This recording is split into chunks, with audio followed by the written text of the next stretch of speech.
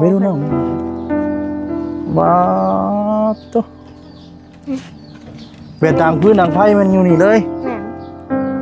อุ้ยพี่น้องเลยอันนี้จะเป็นหม้อคางหมอคาง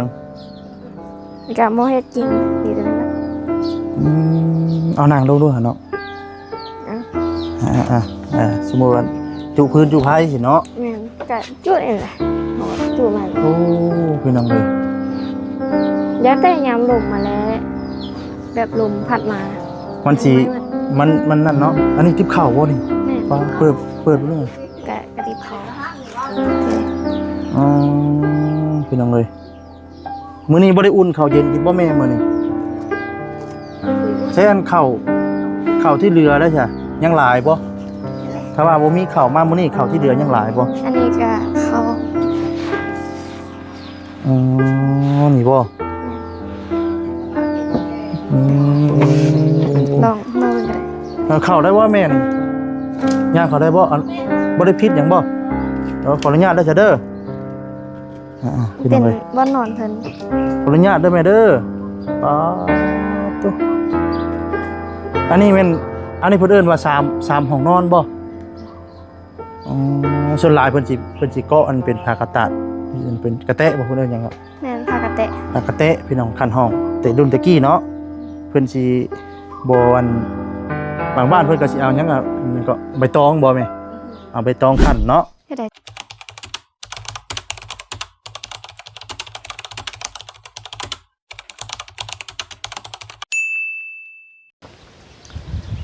พี่น้องเลย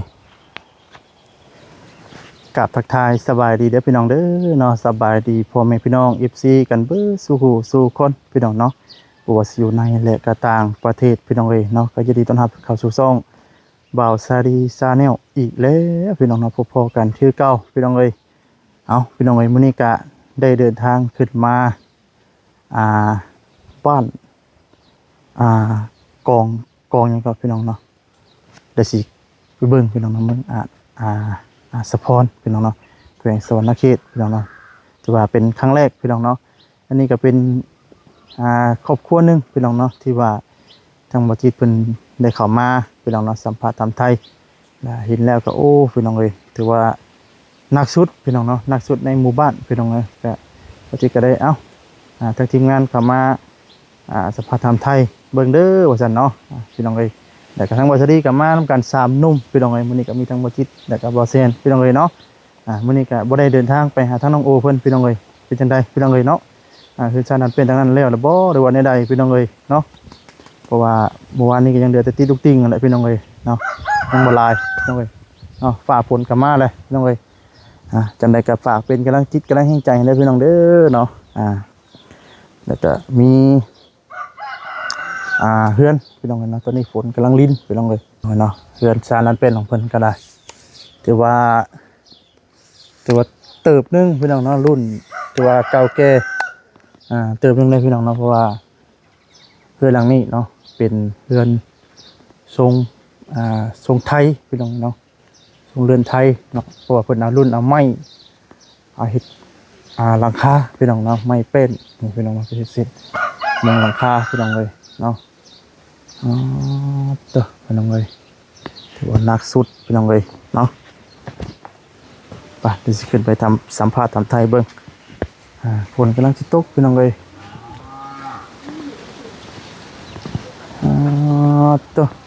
เนาะ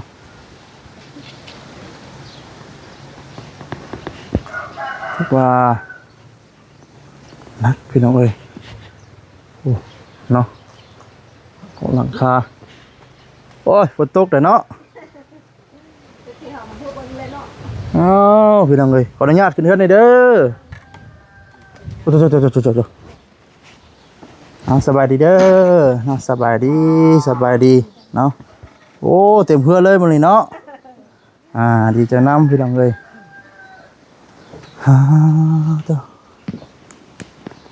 พอกันอีกแล้วบ้านนี้เดี๋ยวตั้งกล้องกันพี่น้องเลยจะจิตกเลยนอนไล่อยู่บ่อนี่เนี่ยจะทำคืนผู้ล่าผู้ตกผู้ลิ้นโยก็บ่ได้แล้วถ้าผู้เอิ้นผู้แล้วยังได้เจ็บกว่ายังได้หนอนน้อง อันนี้ไม่เห็นไหมไม่เจ้านะ เดี๋ยวให้คอยบอก เลยแล้วพี่น้องนะเว้ยนั่งกะคักก่อนบรรยากาศเด้อพี่น้องเลยเพื่อนชานันเป็นนี่เฮ็ดได้จักปีแล้วแม่ แต่อันนี้ยังน้อยเพิ่งดีกว่าอันนี้ก็จำเลย ฮะ มัน36 37 36-37 ปีอ๋อ เพิ่งเติม อันนี้แม่นหมู่บ้านหยังก็ ตอนกอง ดอนกองบ้านดอนกองพี่น้องเลยเนาะอยู่เมืองอัศพรเนาะแขวงสวรรณเขตพี่น้องเลยเนาะถือว่าอันนี้ก็เป็นน้องบุญตาเนาะ แม่น ตัวจริงเสียงจริงพี่น้องเลยได้มาพบมาพ่อคือทั้งน้องบุญตาเนี่ยเป็นหลานบ่ แม่นเป็นลาน หลานสาวแท้ๆบ่ แม่น อืม ฝนตกแล้วนะ หรือเอาเข้าให้เอาเข้าครับไปพุ่นก็ได้มองได้ที่ว่ามันบ่ตกบ่หัว เดี๋ยว มันหัวบ่ชั่วโมงเนาะ ให้มันแห้งก่อน อืม ไปย้ำเข้ามาบ่ สิงับเข้าได้พี่น้องฝนตกได้ต้องตกก็เดี๋ยวสิถ่ายเบิ่งพี่น้องเนาะว่ามีหม่องไรหัวแน่พี่น้องเลย กระบุลมกระบุเป๊ะปะได้ลมนั่นแหละมันเป๊ะ น้องอายุจักปีก็ 15 ปี 15 ปี ตามมันจะ มาวัจิตมาขึ้นมาเปียกได้15 ปีทั้งแม่ได้อายุปีก็ ชื่อ บ่ชื่อแม่ชื่อหยังก็ ชู้ ฮะ ชู้แม่จะชื่อ ชื่อหยังก็ สู้ สู้ ซอ เจ้า สระ อุ อุ เป็นชู้เลยชู้ อ๋อ แล้วชู้ก็ได้ ชุแม่ชุอ๋อบ่ชื่ออายุพี่น้องเอ้ย ชู้เลยมา คือทั้งแม่นี่มีลูกเต้าจักคนแม่ 3 คนแค่อันอีก2 คนเพิ่นไปใส่ก็ จ้าบ่เห็นยังว่าทอก็จะเยอะเขาผู้ เพิ่นเฮ็ดเวียกบ่ ไปลิ้นนี่เลย ไปดินมือถือมือเจ้ามือเลยปลอจับดูว่าใช่เนี่ยค่อยว่านะเจ้าบูมาคือมือแค่คนมา เป็นนิใดเพิ่นคือไปเฮ็ดเวียก ไปลิ้นนี่เลย เด้อเด้อ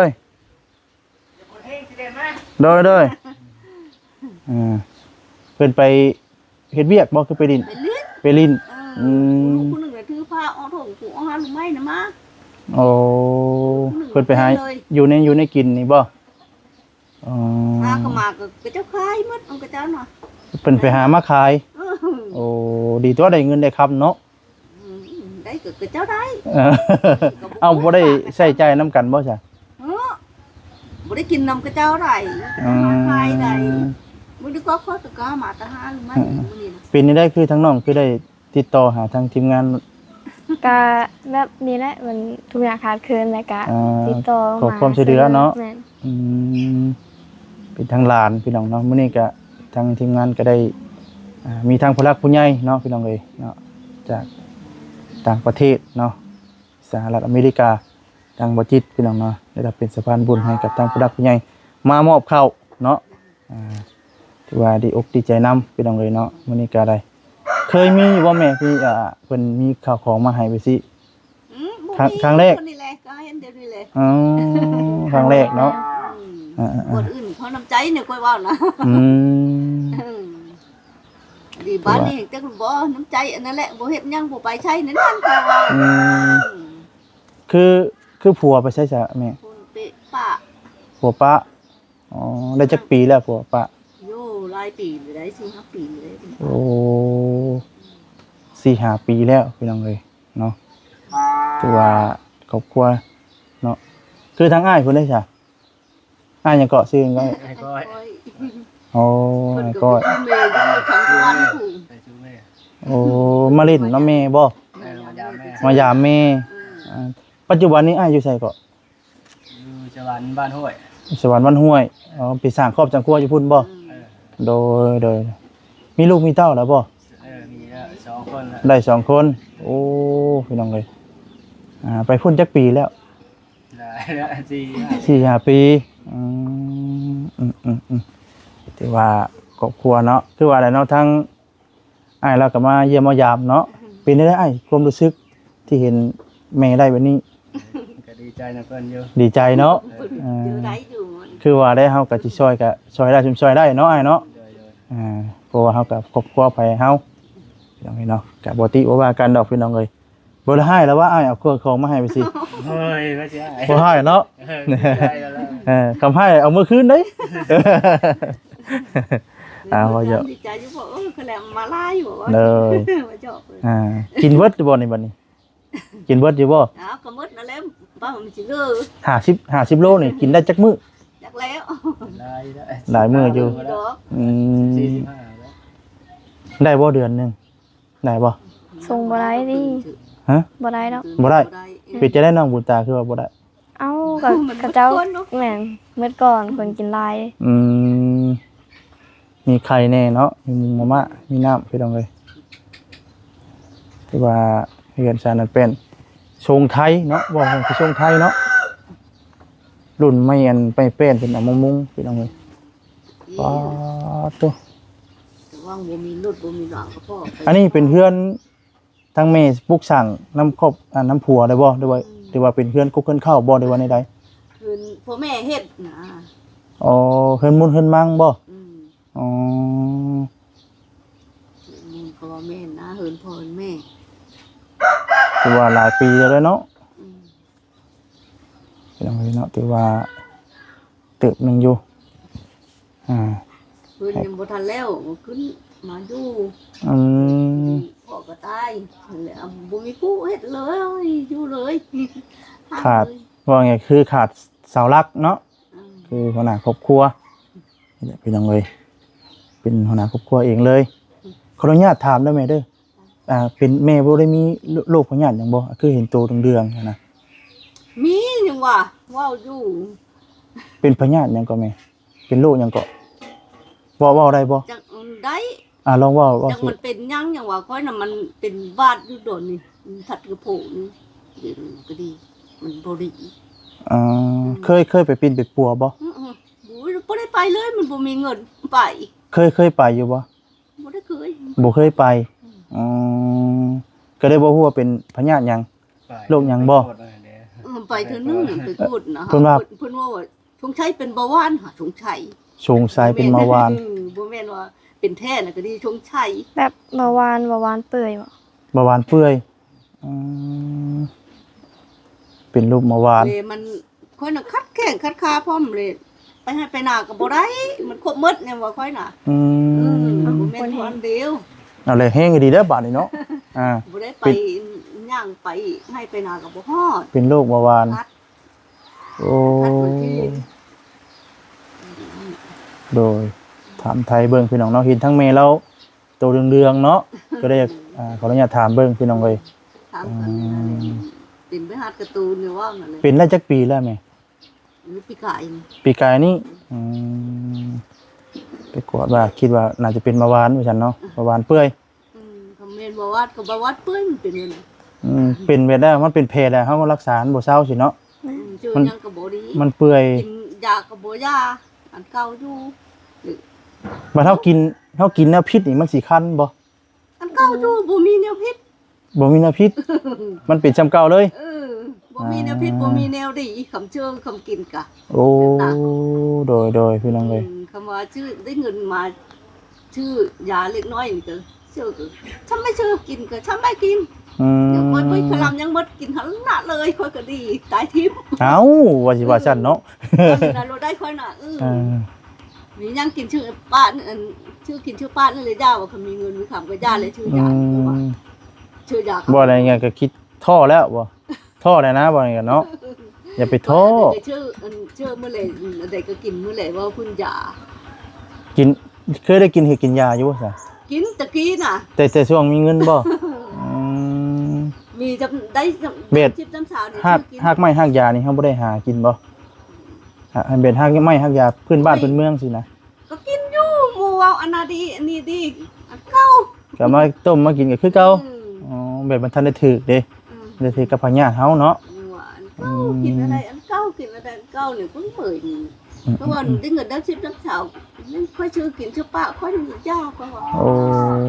มีแต่เยอะนะฮงอะไรก็บ่ได้กินมัน โด เย ย อะ โดย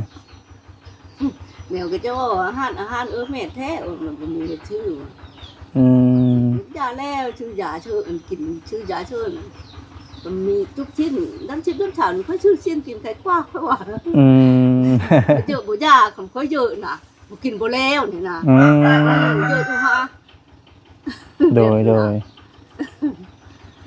บ่ยาเลยชื่อยาเนี่ยเนาะมันบ่ดีนี่วะ อืม กินมันกินนี่จ้า เป็นสารดันเป็นพี่น้องเนาะในเรื่องโรคภัยไข้เจ็บเนาะ เขาว่าอันใดก็บ่มีเว็บนี่เขา มันก็เลยท่อเนาะ ไปตามมันว่าอันใดก็บ่มีเว็บแบบนี้ เอาพี่น้องเรานี่ก็ดีอกดีใจนำ ไปก็ไปบ่ได้ อืม เจ็บคัดหยังก็ตายเจ็บไข้คว้านมา เอาเนาะ อ้าวข่อยว่าแบบนั้นบ่ได้ข่อยน่ะ คือท่อคือหยังแหละเนาะ ดูออกเพื่อแบบนี้น่ะ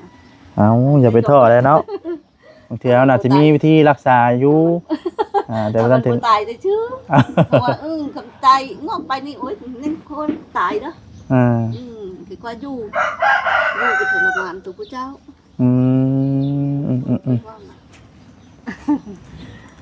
ถ้าน้องบุญตาได้เห็นอยู่สิดีใจลำบากอยู่บ่ ดีใจ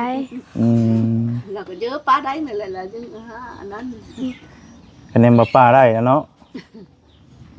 อยากซอยป้าอยู่บ่ อย่าซอยแลมันบ่มี ยังบ่มีเนาะ ซอยไปทีละเนาะซอยทางประสานงานทางหาทีมงานพี่น้องเนาะขอความช่วยเหลือเดี๋ยวเราก็มาสัมภาษณ์ถามไทยเบิ่งพี่น้องเอ้ยแต่ว่ามีทางผู้รักผู้ใหญ่เพิ่นคิดเห็นเนาะหรือว่านี่ตัวสงสาร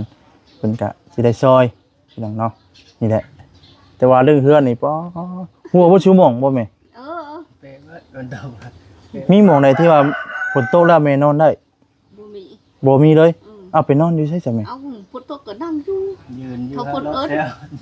ถ้าพุทธเอิ้นผู้ใดยังงาเช็ดหน้าอันนั้นกวาดยังได้นอน คือฝนตกนี่แม่นนอนบ่ได้เลย กับพุ่นตกพุ่นหลุมแห้งน่ะเตะมืด โอ้ถือว่าฝนตกนี่แบบบ่มีหม้องนอนเลย ข่อยดำอันใช้ขาเล่งขาย่างนี่ถือพอนอนได้ อืม เรื่องให้อันนี้น่ะนอนก็บ่ได้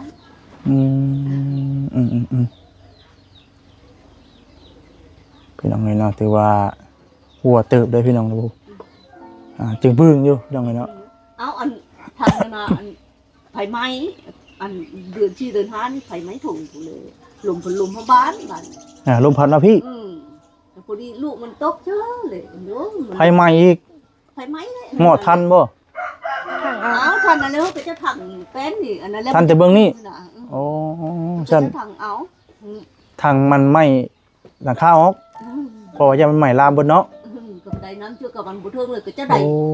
ไผพัดอยู่ถึงใดน้ำพัดอยู่เติบ มันบ่ฮอดเนาะ เหลือก็จะถัง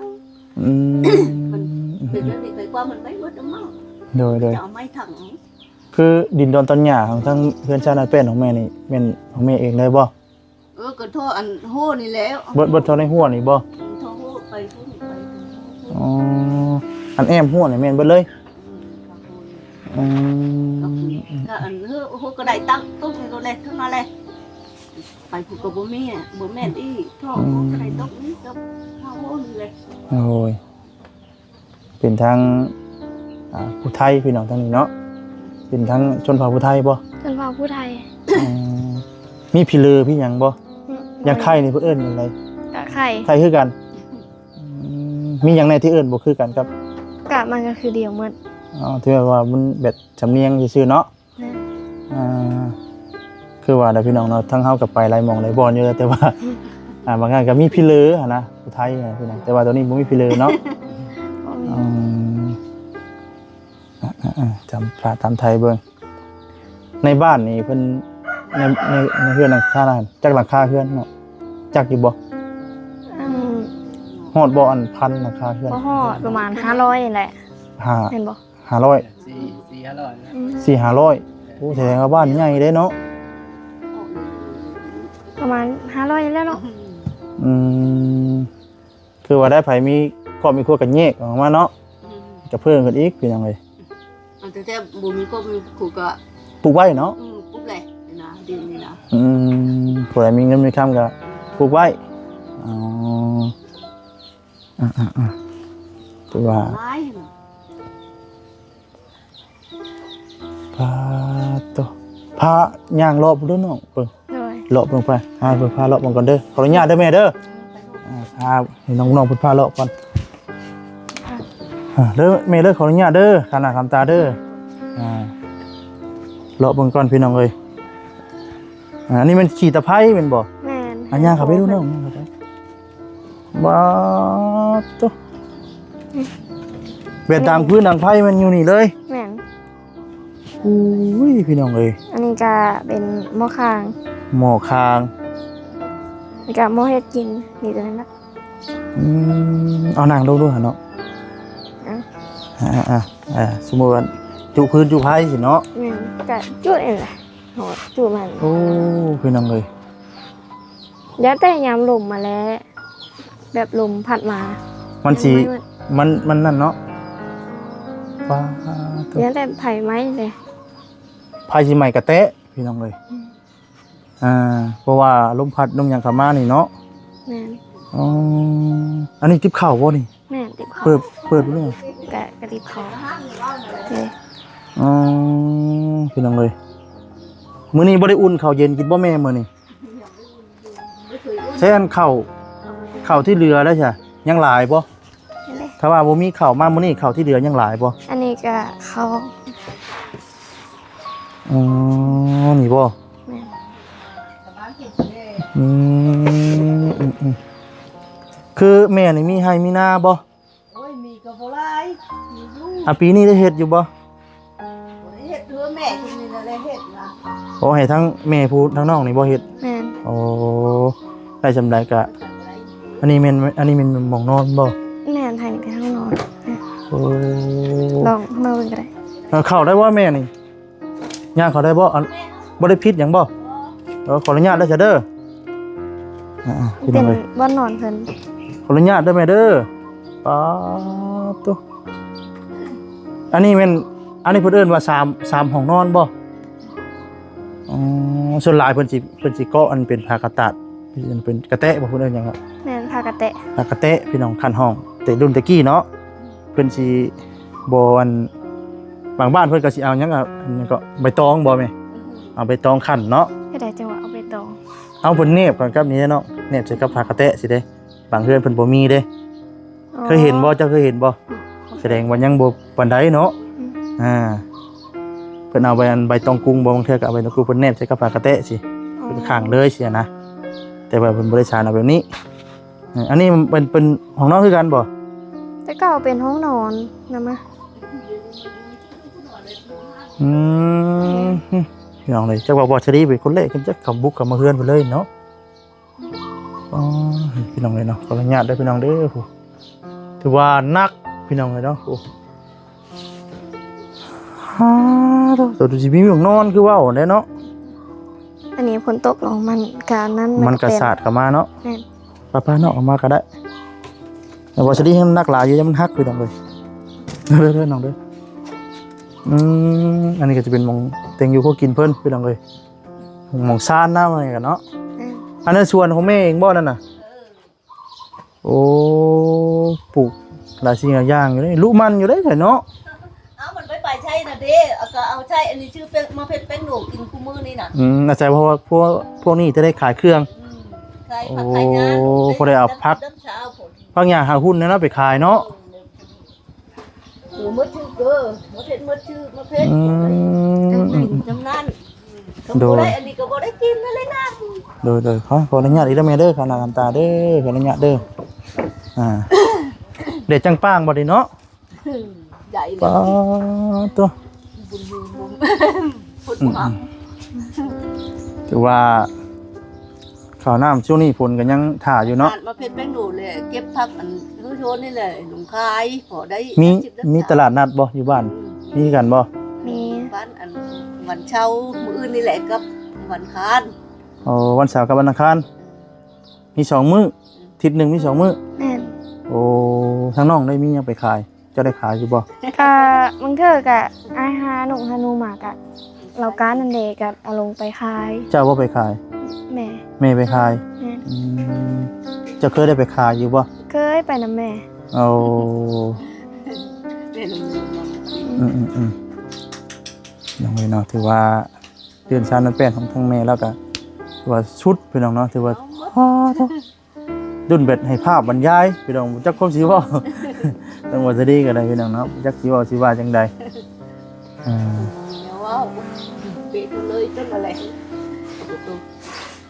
แต่ว่าเฮือนแบบนี้เนาะแต่ว่าเฮามีกระตุงกระต๊อบปลูกนอนจะเรียกว่าไข่กูจักเนาะ ใครนั่นแหละก็มีผู้เห็นเดือนเนี่ยว่านะ อืมถ้าว่ามีคือว่าชั่วโมงมีผู้รับผู้ใหญ่เพิ่นอยากเฮ็ดปลูกบ้านช่างเฮือนให้จังพุ่นได้บ่ปลูกกระต๊อบนอนสิ ใช่ก็เลยมีผู้เห็นหนึ่งเพิ่นมาอยู่ แต่ก็ไข่กูเฮานอนแบบนี้แหล้วเนาะฝนตกฝนลิ้นรถนั่งกอดข้าวอยู่ว่าสิเนาะอันนี้เป็นห้องนอนพี่น้องแต่ละห้องเพิ่นนอนคนละห้องบ่ ลูกผู้หนึ่งนั้นมาเลยนอนอยู่ กะลาง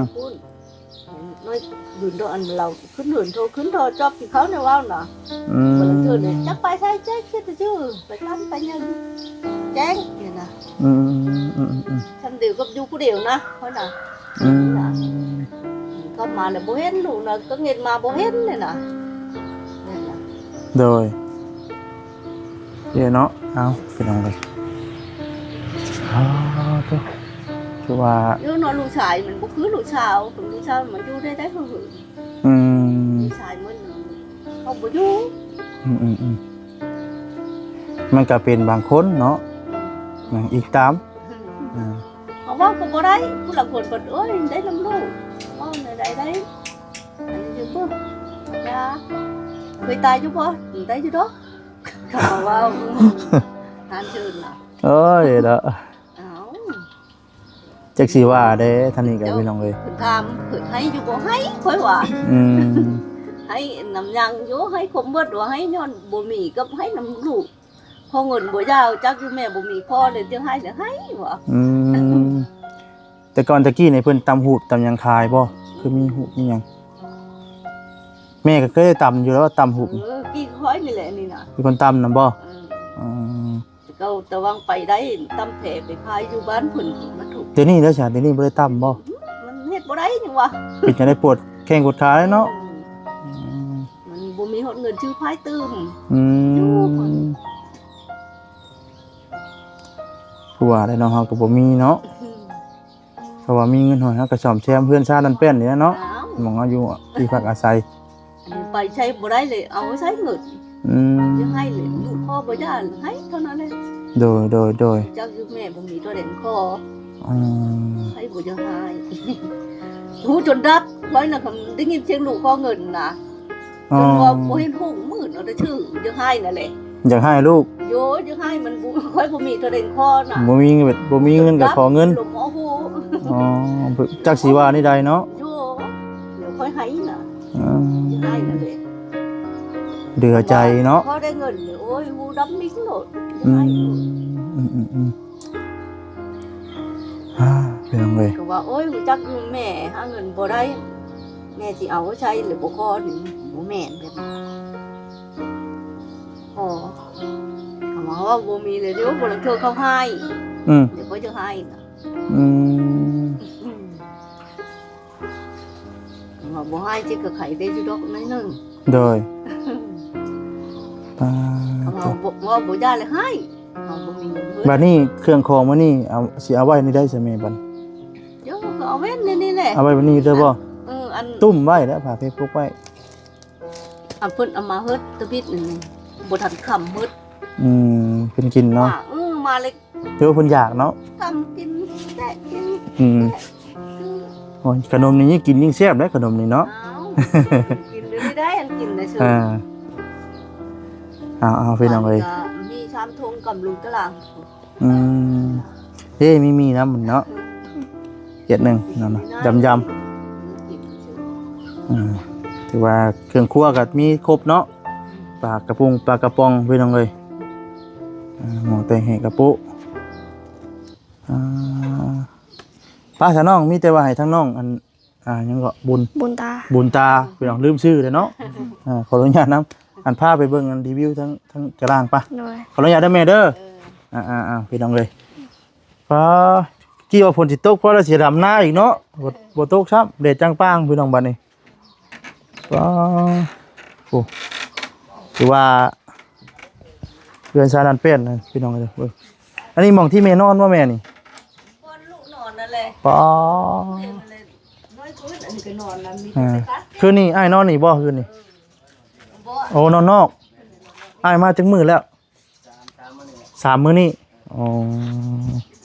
ผู้กลางอันนอนอันข้างล่าง โอ้โดยแล้วเบิ่งกันตารางกันเด้อแม่เด้อโดยขออนุญาตเด้อไปพี่น้องเลยอึ๊บโอ้ยแค่กันได้ฮักเด้อบาดนี่ตัวใหญ่พี่น้องเลยไปพี่น้องเลยให้น้องบุญตาเพิ่นพารีวิวพี่น้องเนาะเป็นสารนันเป็นเอ้า เด้ ทีวีเลยน้องบาดนี่ ก็มันปวดมาหลายทางหลังกับไผไม้พร้อม อืมเรือนหลังไม้พี่น้องเลยอันนี้ก็จะเป็นทั้งดินของทั้งแม่เองเด้อบ่อน แม่น อันหัวพวกนั้นบ่แม่นบ่ บ่แม่น บ่แม่นเนาะตัวนี้พี่น้องเลย ก็อันนี้มีโซนผัก โอ้ ถึงกับไผไม้ตอนเดือน4เดือน5คือป้าเว้าเลย เดือน4เดือน5 แม่น ไฟไหม้พี่น้องเลยตัวถือว่าเกือบเนาะ แม่น ว่าไฟไหม้นี่โจรปล้นชิบเทือยังบ่เบิดได้แต่ว่าไฟไหม้เทื่อเดียวเบิดเกลี้ยงแตะเลย แท้ได้ แม่น ดี โจร เด็ดเข้าถังลงพันไหมอะ แบบว่าไงคือไฟเพิ่นจูดให้หน้าบ่ แม่น ไฟป่าบ่ ไผป่าพระเจ้า เศษไม้ตัวที่มันปลิว มันพัดดอกมาเลย พี่น้องเลยเนาะก็คือสิ ที่ไผถือในเดียวกับลูกและไผ แม่นเนาะ อืม พี่น้องเลยถือว่านักที่สุดพี่น้องเลยในเรื่องซานเนาะเราทางนี้บ่ เพื่อพี่ก็ได้เนาะเลาะเบิ่งโอ้อันแม่นี่เรามีได้เยอะเนาะ นี้แต่ว่ามันเพ เพเลยบ่ แม่น โอ้มีปะไว้ซื้อเฉยเนาะ ทางนี้เป็นทางเงินทางน้าบ่วางทาง แม่นข้างหน้านี่หมองขี่ไผ่พี่น้องเลยเนาะหมองนี้ แม่น โอ้นี่ก็จะเป็นหมองกระสวนเลยอีเด้บักมี่นี่ไปขายน้องมี่นี่ ยังดิบนะ บางทีบ่ มันดิบอยู่ ถือว่าเนี่ยเป็นสวนพี่น้องเนาะสวนปลูกหลายอย่างแนวมะกล้วยแน่ แม่น อ่า เป็นในนี้แหละทางค้าง อันนี้จะเอิ้นหมากหยังก่อนนี่ ใส่ นี่หมากกระแตบบ่คือหมากตัวเฮ ตัวแห หมากตัวเฮ แม่น อ๋อ หมากตัวเฮพี่น้องเลยอันอยู่ทางนี้เพิ่นปลูกมันบ่ ปลูก มีสวนมันคือกันบ่ มี เจ้าก็ ต้ ได้ น ปลู ยาก งก็มี สวนยางก็มี อยู่ เจ้ามีสวนยางนํบ่ บ่มีแต่โซนมัน โอ้ถือว่าแล้วให้เดี๋ยวหน้าในปลูกมัน แม่น อืม เอ้าคุดบ่แม่นบ่ ขุดเอาบ่ นะ ขุดข่อยตู้นเอา แล้วน่ะก็มี โอ้เอาจังเจ้าเห็นยังจังได๋ อันเอารถไทยจ้างรถไทยเขาเด้ รถไถฟอร์ดเลย แม่น โอ้ป้าเอาไปนอกๆก่อนอย่าว่ายุงกัดน้องเพิ่นก็คือสิประมาณนี้พี่น้องเนาะในเรื่องเพิ่นชาดันแป้นของทางแม่เราพี่น้องเอ้ยเนาะป่ะสาพี่น้องเอ้ยทั้งว่าสวัสดีก็สิได้ขอจบคลิปซะก่อนบัดนี้พี่น้องเนาะผิดพลาดจังไดก็ขอโทษขออภัยเด้อพี่น้องเด้อเนาะคำบอกคำจาได้ทั้งว่าสวัสดีเนาะว่าบ่ม่นถูกขอโทษขออภัยนำพี่น้องเอ้ยเนาะก็พิจารณานำกันเนาะแต่ว่ามีทางผู้รักผู้ใหญ่เนาะคิดเห็นเนาะอยากช่วยซอยในเรื่องคือดังซานของทางแม่ยังก็ แม่สู้ แม่ชู้พี่น้องเนาะในบ้านดอนกองเนาะเมืองอัศพรแข่งสวรรณเขตพี่น้องเลยเนาะนำลาไปก่อนเอาพี่น้องเนาะฝากกดไลค์กดแชร์กดติดตามคือเก่าคือเดิมนะพี่น้องเด้อเนาะนำลาไปก่อนเนาะสบายดีเนาะ สบายดี สบายดีเด้อพี่น้องเลย